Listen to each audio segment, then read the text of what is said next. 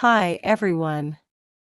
We will introduce the silicone rubber keypad used in POS terminal Verifone PP1000SE. The first part is secondary molding process. Made of high-quality silicone raw materials through secondary molding and mixing.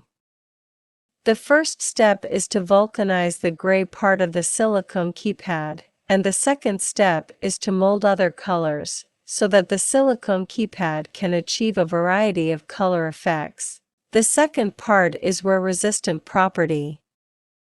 Using silkscreen printing, making silicone buttons character is clear, full color, wear-resisting performance better. Combined with the surface spraying treatment, which making the silicone keys have a good texture. Ensure keystrokes using at least 200,000 times without bleaching. The third part is long service life.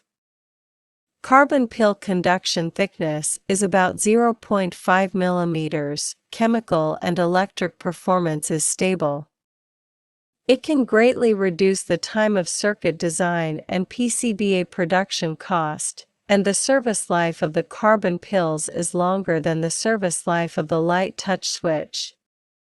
If you have any question, please contact us, Peter@cmaiisilicone.com.